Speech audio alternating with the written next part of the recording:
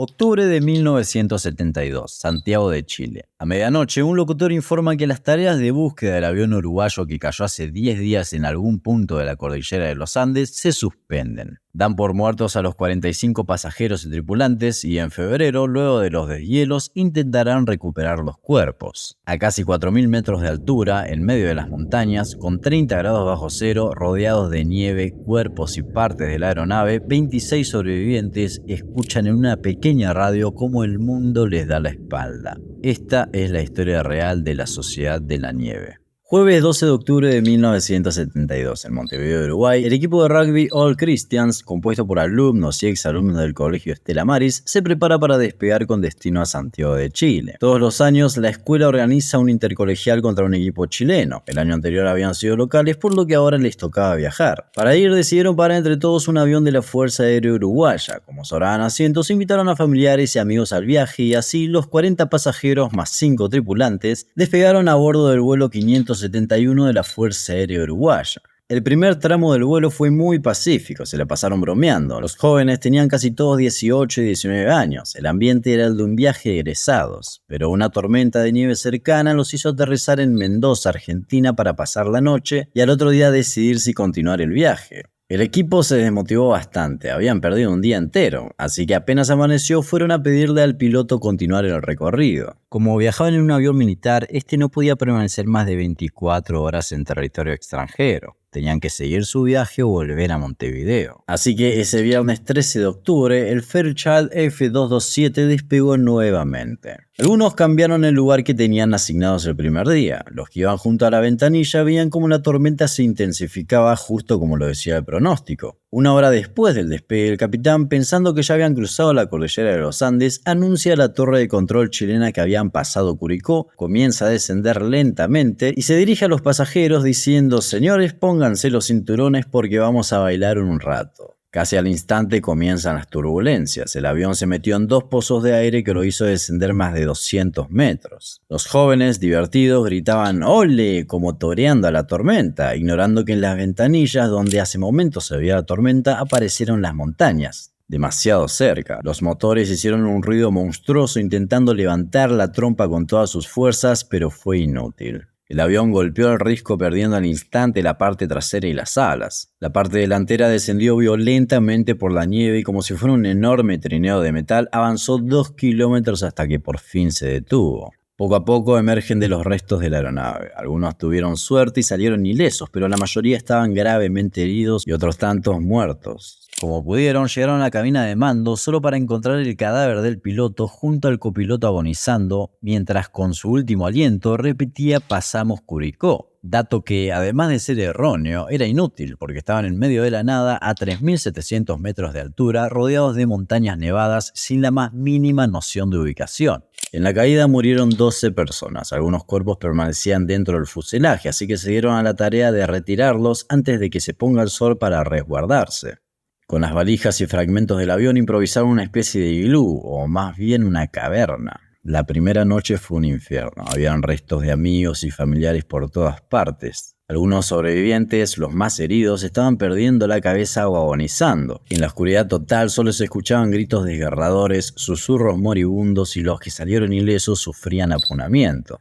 2 estudiantes de medicina tomaron el papel de médicos ayudando en lo que podían con lo poco que sabían, ya que apenas estaban cursando el primer año de la carrera. Pero las quejas de quienes estaban en peor estado solo se detenían cuando encontraban la muerte. Al amanecer, ya menos aturdidos, el grupo sale del avión. Habían perdido 7 personas más durante la noche. Era un día hermoso, no había una nube a la vista. Revisando los restos, agrupan y cuentan las provisiones disponibles. Tenían una lata de mariscos, 2 cuadraditos de chocolate, una botella de whisky y un caramelo de dulce de leche para compartir entre 26. Mientras revisaban los equipajes, vieron pasar por encima de ellos 2 aviones. El clima estaba tan despejado que la esperanza de que los hayan visto o escuchado los desbordaba. Festejaron tomando toda la botella de whisky y juntaron sus cosas esperando el rescate. Pasaron días, la ayuda nunca llegó, nadie los vio. Encontraron una pequeña radio espica, varios encendedores y 3 tubos de gas para recargarlos. Pero lo más parecido a la leña que tenían era una caja de Coca-Cola de madera que les duró solo un día. De más está decir que en este inhóspito entorno montañoso no había un árbol o vida silvestre a la vista. Hacían turnos afuera del fuselaje, donde había algo de señal para escuchar las noticias por radio. Los estaban buscando sin parar, esto les daba esperanzas, pero no sabían que por las indicaciones erróneas que había dado el piloto, la zona de búsqueda era casi 100 kilómetros de donde se encontraban.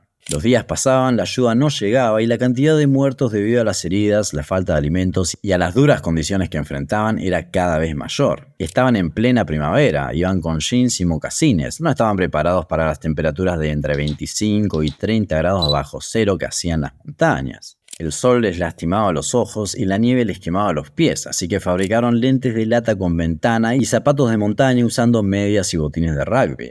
El trabajo en equipo y romperse el lomo para ganar territorio en la cancha era lo que habían aprendido del deporte, y ahora su partido era contra la muerte. No tenían agua, tomar la nieve directamente no era una opción porque les destrozaba la boca, y el agua de nieve no sacia la sed, así que recogían lo que podían de las ventanillas del avión cuando el sol de la mañana derretía las escarchas. Al día 10, una radio chilena informa que se dio por finalizada la búsqueda de los restos del avión uruguayo. Se los daba por muertos y el rastrillaje se reanudaría en febrero luego de los deshielos para recuperar los cuerpos. El mundo entero les estaba dando la espalda, ya no existían, y si bien esto puede considerarse una noticia desgarradora, parte del grupo entendió que ahora solo dependía de ellos. Tenían que dejar de esperar y comenzar a actuar. No quedaba nada de comida, por donde se mira habían restos de avión, cuerpos y nieve. Organizaron una expedición para buscar la parte de atrás del avión en la que solo encontraron varias cajas de cigarrillos. Como pudieron, siendo gente común, sin ningún tipo de experiencia en supervivencia, habían encontrado la forma de sobrevivir a la sed, al frío y curar enfermos. Solo faltaba solucionar el tema del hambre. Para engañar al estómago intentaron comer el tapizado de los asientos, zapatos, cigarrillos y nieve, pero el hambre era insoportable. Los días pasaban y la fantasía de salir de esa pesadilla y despertar en sus camas en Montevideo se desvanecía. Rodeados de montañas a 3.700 metros de altura, con 30 grados bajo cero, viendo a sus amigos y familiares morir de hambre y con la certeza de que nadie los estaba buscando, comenzó a surgir en todos el mismo pensamiento. Hicieron un pacto fraterno. Si alguno de ellos moría, dejaba su cuerpo a disposición de los demás para que se alimenten de él. De esta forma, entendieron que quienes ya habían fallecido formaban parte del pacto. La mayoría estuvo de acuerdo y casi sin mencionarlo en voz alta, los estudiantes de medicina se encargaron del asunto cortando pequeñas tiras de carne de los muertos. Tomaban lo mínimo para sobrevivir, intentando hacerlo de la forma más respetuosa posible con los restos. Comenzaron por los pasajeros y tripulantes que no tenían relación con ninguno de los vivos. Ya no tenían con qué hacer fuego, así que uno a uno se pasaban una chapa con pequeños trozos de carne cruda para comer, que por la temperatura ni siquiera sentían el gusto. Así, de la forma más natural que encontraron, resolvieron uno de sus problemas más grandes. 29 de octubre de 1972. Llevaban 16 días perdidos y 6 días oficialmente muertos. La sociedad ya tenía las tareas repartidas. Siempre había uno afuera escuchando la radio, otros se encargaban de hacer señales en la nieve en caso de que pase un avión, tapiar la aeronave para evitar que se filtre el frío y recolectar agua. Esa noche, mientras estaban intentando dormir dentro del fuselaje, comienzan a escuchar como a lo lejos, descendiendo por la montaña, se acerca algo parecido al galope de cientos de caballos. No les dio tiempo de reaccionar ni moverse de sus lugares cuando una enorme avalancha irrumpió en la aeronave, cubriéndolos a todos con una densa nieve que se solidificó casi al instante. Estaban completamente enterrados, la presión de la nieve ni siquiera los dejaba respirar. El que estaba fuera con la radio empezó a escarbar la nieve con las manos entumecidas por el frío y así, a medida que eran liberados, ayudaban a sacar a otro. Esa noche, 8 personas murieron asfixiadas por la nieve y los sobrevivientes quedaron atrapados con sus cuerpos durante 3 días hasta que pudieron cavar una salida. Los días pasaban y lo que había comenzado como una práctica repugnante ya se había vuelto un hábito. Si bien los trozos de carne que tomaban eran pequeños, con el tiempo y por la cantidad de sobrevivientes que eran, tomaron todo lo que se podía comer. Con la moral por los suelos y tratando de sobrellevar tantas pérdidas, la posibilidad de tumbarse a descansar y esperar la muerte era muy tentadora. Los desesperanzados escribían cartas de despedida, repasaban todo el tiempo los pasos que les llevaron hasta ahí. La historia era francamente aterradora, pero el final aún no estaba escrito, así que decidieron escribirlo ellos.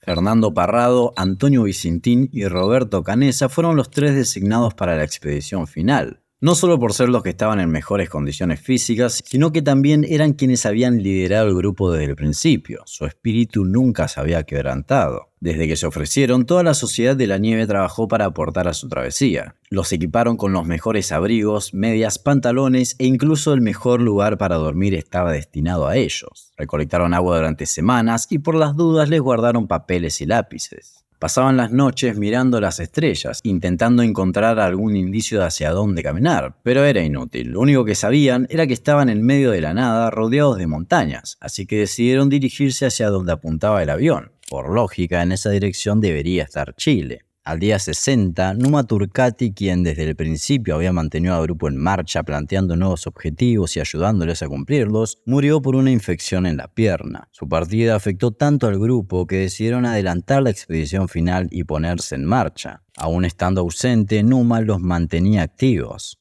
62 días después del accidente, equipados como pudieron, los tres comenzaron a subir la montaña de 1000 metros que tenían enfrente. El resto veía desde el avión cómo cada vez se hacían menos visibles, y luego de 3 días los ven llegar a la cima, pero apenas unas horas después ven a uno de ellos volver solo. El ascenso que les había tomado días, Vicentín lo descendió en un par de horas. Contó que al llegar a la cumbre vieron kilómetros de montañas nevadas. Parrado y Canessa decidieron seguir. Si la muerte los iba a alcanzar, preferían que sea intentándolo. Les dejó sus raciones y abrigos para ayudar en su viaje y volvió al fuselaje.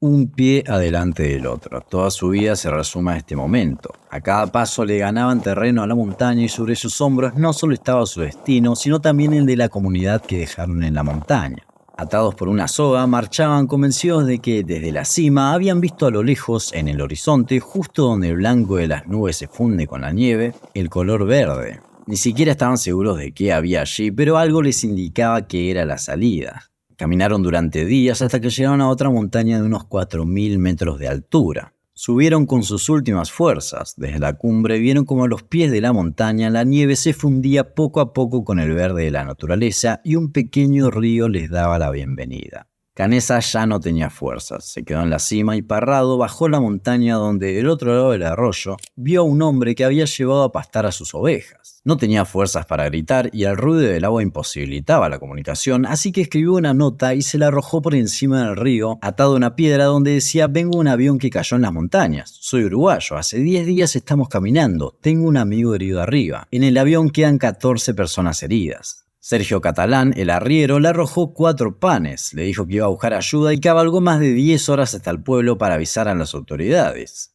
A casi 4000 metros de altura en las montañas, el grupo, que ya había dado por muertos a los 2 que salieron a caminar, escuchan en la pequeña radio espica al embajador de Uruguay en Chile informando que los equipos de rescate estaban despegando para buscar a los sobrevivientes de la tragedia de los Andes. Cuando los helicópteros llegaron al arroyo, Parrado sin dudarlo se subió y los guió hasta los restos del avión. Mientras estaban juntando sus cosas, los sobrevivientes escuchan a lo lejos, descendiendo por la montaña, un zumbido aproximándose. Y tras la cordillera aparecen 3 helicópteros. 72 días después del accidente, la tragedia se había convertido en un milagro.